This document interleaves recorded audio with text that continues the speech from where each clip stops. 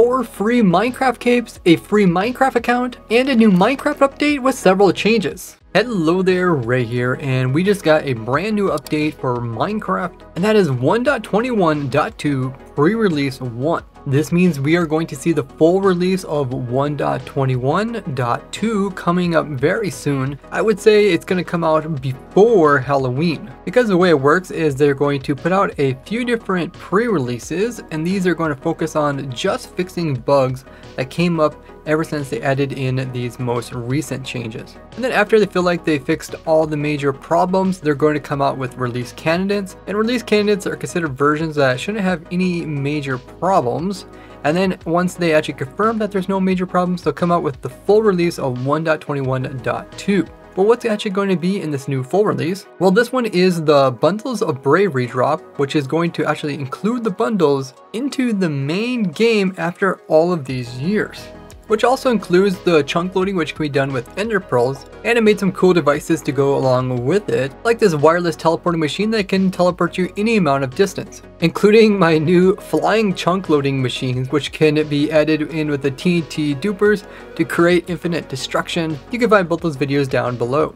Java also gets some new banner patterns, as well as a whole bunch of other minor changes. But this full release also gives you the option to run experimental things, so you can try out the new type of minecarts, or the new redstone experiments, or even the older villager trading rebellions. But you can also try out the new winter drop, which includes the new pale garden biome, including all the different types of pale wood, and the creaking hearts and the creaking mob. But remember, this is just considered experimental, so if you don't turn this on, you won't actually get this in the next full release. And this winter drop will be coming out in a future full release. We don't know exactly which one it's going to be. It could be 1.22 or it could just be 1.21.3. But either way, it's going to be a little while before we actually see this in the full game. Most likely we'll get this kind of in early December, just before the actual Christmas holiday. So hopefully understand what's all experimental and what's going to come in a future release, including what's going to come in the most recent full release. Now, when we got this new pre-release, we also got some new features along with it, and one of them has to do with the little air bubbles that show up when you're underwater. So if you take a look right here, you can see when the air bubbles vanish, they pop and they turn into these little solid dots. And then they start to wobble now. This is all new. And then when you go up and get air, you can see they replace the little dots with actual full air bubbles. So this new UI is going to make it easier for people to see. Even though they run out of air, they can still see that that's where the air is supposed to be, and since they're wobbling, players will hopefully know that they need to grab some more air, kind of similar to when the player runs out of food and they need to eat some more. We also got a new game rule, which you can access if you have commands enabled. So game rule, there's disable. Now before we had this one called Elytra movement check. That way you wouldn't accidentally get kicked from servers if you flew in kind of odd ways with your Elytra with a bad connection. But now they recently added a disabled player movement check. So this one will do a similar thing as the Elytra one. And by default, this is set to false. So this means the game will normally check, see if the player's movement speed, and will restrict it to a certain speed. This is most likely to stop people using like hack clients to make themselves go super fast, but you can set this to true, which means that the movement check will be disabled. It's kind of confusing the way it's worded. So if you find yourself getting kicked from the server because you're moving too quickly, and you want to stop getting kicked from the server, you can come in and change that game rule. Now they also made changes to the experimental features, being the winter drop, which includes the creaking heart. Now I showed how the creaking heart can be detected with an observer when it changes, such as like when it changes from daytime to nighttime, or how it can be turned off and then detected when a player comes in loading the chunks as a wireless redstone detector. But they added a new feature in today, and that is we can now use comparators to actually read the creaking heart to see how far away the creaking actually is from it. So if we put this comparator outside of this creaking heart, and this one has summoned in a creaking just over here, it now puts off a redstone signal, and the power of that redstone signal will vary on how far the creaking is from its heart. So seeing as the creaking can go out 32 blocks away from its heart without it being removed from the game, that would mean that every time it increases in a redstone signal, it moved out approximately 2 meters. So let's go ahead and put this to the test. Go into survival and we turn away from the creaking. It'll come towards us. Now if we check the redstone signal, we can see it's getting stronger as it's getting closer. So now it has a power of 14. And if it gets really close to it, you can see it has a power of 15, which is the maximum. This would be really nice, so you can make like a mini game where as the creaking gets closer, certain things can occur. Or you can also use this just as a player detector. You can detect when a player actually moves into a certain area without actually having any kind of redstone signals around the player, because sometimes you work in really tight, compact areas where you can't actually have any redstone like detecting the player. And this way you could detect it using the creaking. We could always reset the creaking's location by pushing it back with some water, and then having it try to move towards the player again as a way to detect if the player is in the area. Now since the creaking is spawned in based off of if the player is close enough to its heart, we can also use this as kind of a player detector. Once a player gets within range, which is about 32 blocks, it will immediately spawn in a creaking, and it also change the redstone signal here, so we can detect if the player is in a really big area as well. But let me know if you think there's anything else that could be done with this. Now another thing that they changed in this version is that the creaking will actually move even if the player is in creative mode. Before, the player who was in creative mode would act very similar to survival mode, so if you would actually look at the creaking, it wouldn't move, and if you turn your back, it would start moving towards you, even though you were in creative.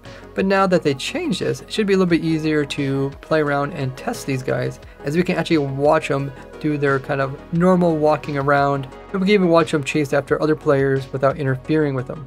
Now they also changed it so that we cannot name tag these creakings that come from the creaking heart. So if I just try and right click it with a name tag, it doesn't actually put anything on it. And this was mildly useful. If you watched my previous video on all the cool tricks you can do with the creaking, I'll have that linked below if you haven't already seen it. But one of the tricks I actually did was I name tagged it, and then even though I went really far away with the player, it wouldn't actually vanish or despawn. But now that we can't name tag it, it will actually do this, and this is only mildly helpful as the creaking overall has been heavily restricted.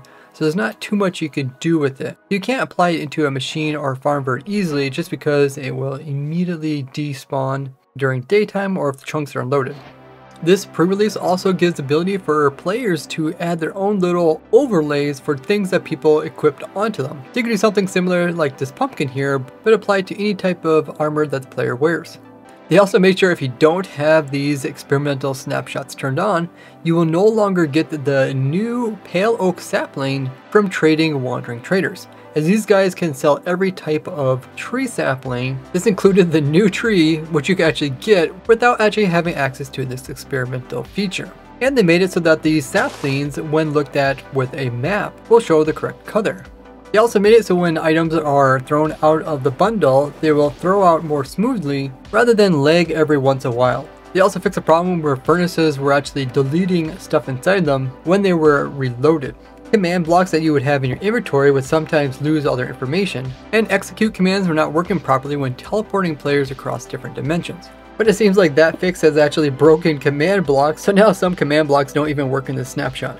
They also fixed a bunch of bugs that were accidentally introduced during these snapshots, some to do with the experimental winter drop, but most to do with problems with visuals, as well as modified data packs, command block related problems, and even one game crash related to realms. And today, Bedrock Edition finally got access to the Pale Gardens, as well as the Creaking mob. So if you guys play on that edition, you can access it through the betas. There is something interesting that the Bedrock players got that is new to the game, and that is people that are playing on easy mode or peaceful mode will now automatically keep their inventory upon a death. So they won't lose their items, they won't fall all over the floor, where you have to run back and collect them. It says it's something new that they're trying out. They do have a whole feedback page. It even says you'll keep your experience levels. But what do you think of this? Guys, you did it. We reached 400,000 subscribers here on YouTube.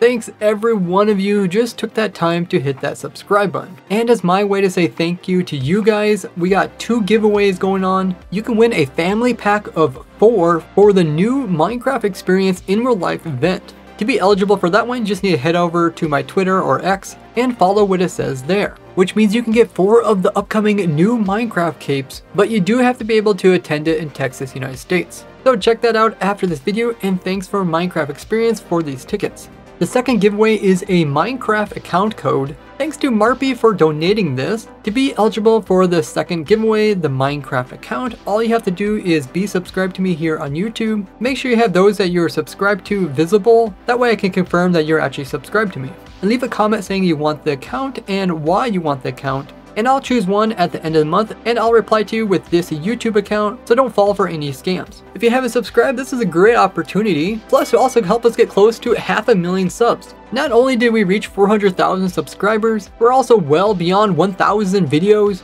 and over 85 million total views. Plus, it was recently my YouTube channel's 16th birthday. 16 years ago, I started my YouTube channel, and over the years, I was able to teach so many Minecrafters about the cool things you can do in Minecraft, from tricks to redstone to farms. And even after all these years, I still enjoy Minecraft and never seem to get bored of it. But how did you first come across my channel? Let me know in the comments.